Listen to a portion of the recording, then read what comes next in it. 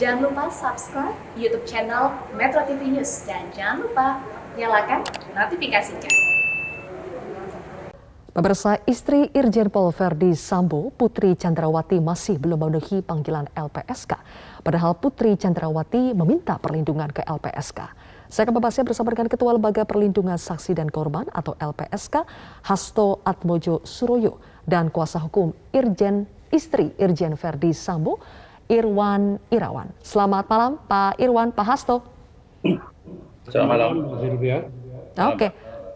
Pak Irwan, saya ke Anda dulu. Kenapa Ibu Putri belum juga memenuhi panggilan LPSK? Ya, sampai sekarang ini alasan utama karena Ibu Putri itu masih mengalami trauma berat terkait dengan peristiwa ini. Dan itu pun sudah disampaikan kemarin pada saat pertemuan dengan LPSK, di mana hadir juga psikolog yang mendampingi Ibu Putri selama ini. Mungkin itu alasan utamanya. Oke, jadi psikolog yang psikolog ini adalah psikolog dari keluarga ya, bukan dari LPSK ya? Bukan, dari Mabes Polri itu, dari pihak Polri.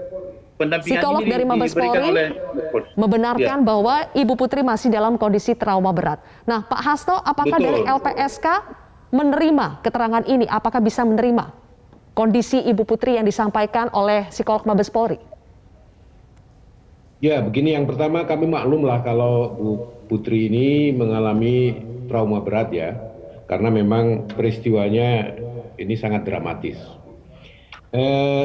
Tetapi pemeriksaan psikologi yang dilakukan oleh LPSK itu bukan sekedar untuk memberikan bantuan terapi psikologis atau pemulihan trauma, tapi juga bagian dari investigasi yang dilakukan oleh LPSK. Maksudnya juga mendalami kalau misalnya Bu Putri ini mengalami satu trauma yang berat, sebabnya itu apa gitu. Apakah karena terjadi pelecehan seksual betul, atau karena pemberitaan, atau karena ada sebab lain. Itu yang membedakan antara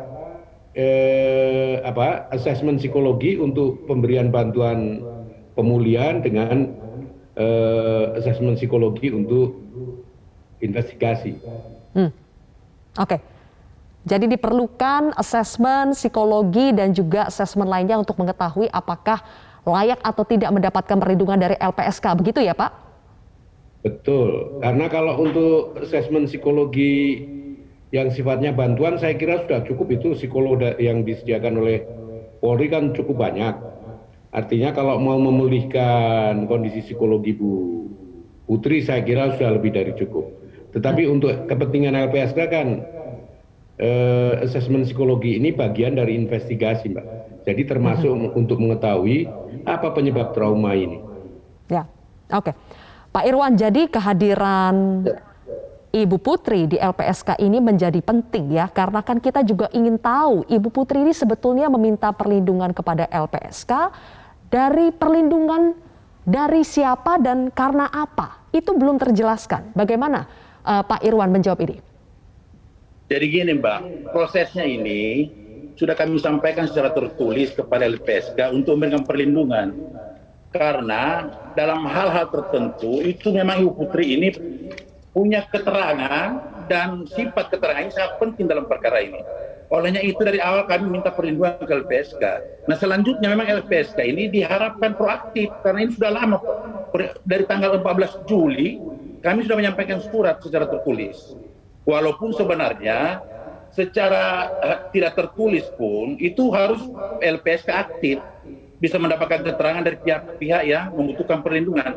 Apalagi dalam hal ini Ibu Putri ini kan korban. Dan pihak LPSK juga menyadari bahwa trauma yang dialaminya itu sangat berat. Karena merasa seorang ibu, ini ceritanya seperti ini Bu. Ada seorang ibu yang mengalami pelecehan, upaya kekerasan seksual yang diduga dilakukan oleh pihak yang dipercaya selama ini untuk melindunginya. Saya kira ini sangat berdasar apabila pihak klien kami ini merasa trauma berat. Olehnya itu kami selaku kuasa hukum berharap agar LPSK dalam hal ini, dalam perkara ini lebih aktif untuk mencari keterangan, mendapatkan asesmen dari Bu Putri untuk membuat perkara ini lebih terang ke depannya. Itu juga kami harapkan. Begitu, Pak. Pak Hasto, jadi LPSK yang diminta proaktif, tapi sebelum Pak Hasto jawab, saya ingin dalami sedikit ya, yang baru saja disampaikan oleh Pak Irwan tadi mengatakan bahwa Ibu Putri ini kan terancam karena orang yang disebut pelaku kekerasan seksual terhadap Ibu Putri yang seharusnya melindungi malah melakukan pelecehan seksual. Begitu ya Pak Irwan ya. Tapi tadi balik lagi ke pertanyaan saya, sebetulnya Ibu PC meminta perlindungan dari LPSK, ini perlindungan dari apa dan siapa? Kalau terhadap pelaku kekerasan seksualnya, pelakunya sudah meninggal. Jadi ini minta perlindungan dari apa dan siapa, Pak? Saya kira pada prinsipnya dia itu minta perlindungan selaku korban. Selaku korban ini kan dari mana saja bisa datang untuk merubah keterangan, memaksa dia memberikan keterangan tidak pada tempatnya, termasuk pemberitaan. Saya kira di pemberitaan pun kita butuh perlindungan. Apalagi selama ini ada pemberitaan yang cenderung menghakimi, menempatkan klien kami pada posisi yang tidak pada tempatnya. Termasuk informasi-informasi yang selama ini diberikan kepada masyarakat, yang menurut kami perlu klarifikasi, perlu adanya bukti-bukti dulu secara faktual, baru hal tersebut bisa disebar ke masyarakat. Nah, hal-hal seperti ini yang kami sampaikan, yang kami butuhkan daripada pihak LPSK untuk memberikan perlindungan. Ya, termasuk perlindungan terkait dengan informasi yang cenderung menyudutkan. Oke. Selain dari informasi yang cenderung menyudutkan, apakah dari kuasa hukum menilai ada pihak yang secara langsung, Pak, secara konkret mengancam Ibu Putri atau kira-kira bisa mengancam kesaksian yang akan diberikan Ibu Putri? Bukan begitu, jadi mungkin begini konteksnya lain.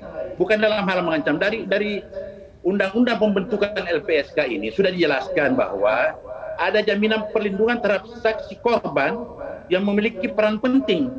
Nah, peran penting dalam proses peradilan pidana. Nah, ini yang kita harapkan dari pihak LPSK memberikan itu. Memberikan perlindungan itu.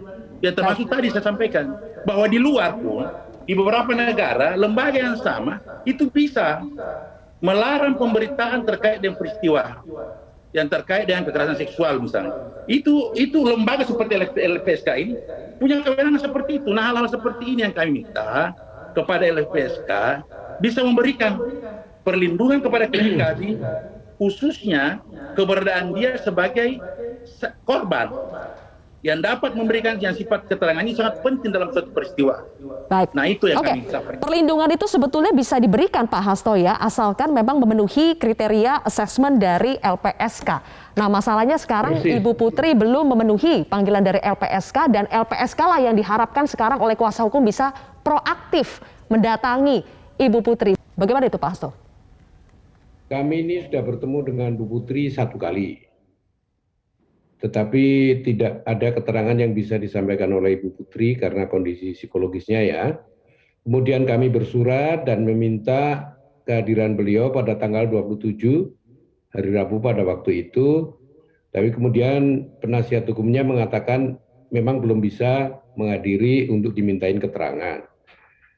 Baru kemudian terjadi pertemuan itu kemarin, Senin.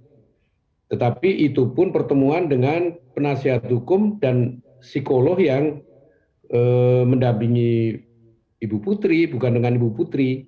Sementara kan kami merasa ya mestinya dalam melakukan investigasi kan kami harus langsung pada si pemohon begitu.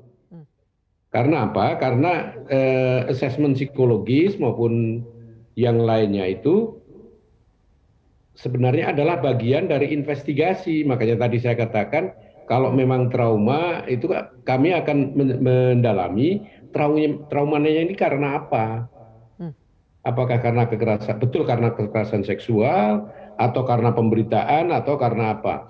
Nah, mengenai perlindungan dari pemberitaan bisa kami lakukan sepanjang orang tersebut sudah menjadi terlindung LPSK. Kalau belum kan ya sulit dong. Barangkali itu kewenangan ada di Komnas HAM barangkali ya untuk mengatakan bahwa media diminta untuk tidak menyudutkan ibu dan sebagainya ya. LPSK tidak bisa karena apa? Karena LPSK itu hanya bisa melakukan sesuatu yang mewakili orang yang sudah menjadi terlindung LPSK. Oke. Jadi sebetulnya LPSK sudah pernah mendatangi secara langsung ya Ibu Putri ya Pak? Ya, dan 2 kali bersurat. Hmm.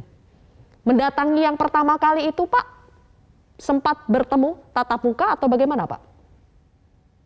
Saya dengar begitu, karena bukan saya ya, tetapi itu ada satu wakil ketua LPSK yang ikut bertemu dengan Bu Putri, dan menurut beliau tidak bisa dimintain keterangan karena kondisinya yang memang masih traumatik, masih menangis terus begitu. Baik, oke. Jadi Pak Irwan sebetulnya sudah beberapa kali nih Pak dicoba oleh LPSK, tapi ya bagaimana perlindungan bisa diberikan sebelum pemohonnya diambil keterangannya. Bagaimana itu Pak Irwan? Jadi gini, Mbak, ini memang sudah ada ditemui tanggal 16 Juli. Itu sudah ada bertemu dari Komnas Perempuan juga, dari LPSK juga. Tapi memang kondisinya pada saat itu, sebagaimana keterangan tadi, memang belum dimungkinkan. Karena Ibu Putri ini dalam posisi yang hanya terus menangis dan memang pada trauma berat. Dan itu kondisi itu sampai saat ini seperti itu, Mbak. Tapi mungkin kalau yang kami sarankan, seperti apa yang sampaikan tadi, LPSK bisa turun langsung ke sana melihat kondisi yang sebenarnya. Mudah-mudahan aja dengan adanya pendampingan psikolog, itu Bu Putri bisa diajak berdialog dan informasi-informasi terkait dengan masalah ini bisa LPSK dapatkan. Nah seperti itu. Tapi memang pada prinsipnya apapun proses yang berjalan ini memang psikolog harus dilibatkan, Mbak. Karena memang klien kami selaku korban itu sampai saat ini memang hanya bisa berbicara dengan orang-orang tertentu saja, utamanya suaminya. Jadi memang psikolog dalam perlu dilibatkan. Oke, Pak Irwan, tapi kalau klien Anda terbuka tidak kalau misalnya nanti ada psikolog yang mau didatangkan, psikolog dari LPSK ya? Kalau mau didatangkan untuk menemui klien Anda, apakah terbuka belum? Saya kira sampai saat ini mungkin masih terbuka karena ada beberapa hal memang yang masih bisa dia sampaikan. Pihak pertanyaan-pertanyaan dari psikolog juga masih bisa dijawab dalam hal-hal tertentu. Tapi memang pendekatan mungkin psikolog lebih tahu lah daripada kami ini sebagai kuasa hukum. Pasti akan terbuka lah apa-apa kejadian peristiwa dan keterangan dibutuhkan pasti akan saya sampaikan. Seperti itu, Mbak. Oke. Pak Hasto, tapi benar ya sebetulnya dari LPSK ini sudah mencoba untuk menghadirkan psikolog. Apakah waktu itu dicoba Pak untuk menghadirkan psikolog dari LPSK untuk memeriksa kondisi dari Ibu Putri? Tapi karena waktu itu disebut belum siap, masih trauma berat sehingga psikolog pun tidak bisa masuk. Iya begitu kondisinya. Jadi sebenarnya kan kami berharap kalau Ibu Putri bisa dihadirkan ke LPSK, itu ada psikolog yang bisa melakukan asesmen ini. Tetapi andai kata tidak bisa hadir ke LPSK pun, tetapi tentu kami kan juga berharap kalaupun kami datang ke sana itu juga ada hasilnya. Oleh karena itu tadi kalau misalnya Mas Irwan mengatakan silakan proaktif, ya kami akan lakukan. Ya betul, kami harapkan seperti itu Pak. Ya. Supaya cepat proses ini dan bisa terang semuanya. Ya. Kalau korban punya kepentingan itu. Ya. Kalau dari LPSK pasti proaktif dan juga mengharapkan kooperatif ya Pak? Iya betul. Karena kan begini Mbak, orang yang bisa dilindungi itu kan ada syarat-syarat ya. Di antaranya ya apakah ada ancaman atau tidak, apakah keterangannya signifikan dalam proses peradilan, dan yang penting status hukum yang bersangkutan ini jelas. Apakah dia saksi, apakah dia korban, apakah dia saksi korban, begitu. Baik. Nah, ini Pak sampai Hasto, sekarang kan belum ada kejelasan. Boleh kami diupdate soal asesmen yang dilakukan terhadap Baradae, Pak? Katanya kan sudah memasuki asesmen yang ketiga. Bagaimana sejauh ini asesmen terhadap Baradae, apakah sudah bisa ditentukan Baradae ini layak atau tidak mendapatkan perlindungan dari LPSK? Lanjutan. Itu pun kami nanti masih menunggu hasil dari psikolog. Hasilnya bagaimana, ya kami belum bisa sampaikan. Berapa tahap asesmen sih Pak yang harus dijalankan? Tergantung keperluan, Mbak. Tergantung keperluan. Oke, jadi bisa berbeda-beda untuk tiap pemohon ya? Ya, bisa berbeda-beda setiap kasus, setiap individu itu kan berbeda-beda ya. Mempunyai keunikan masing-masing, kasus juga mempunyai keunikan masing-masing.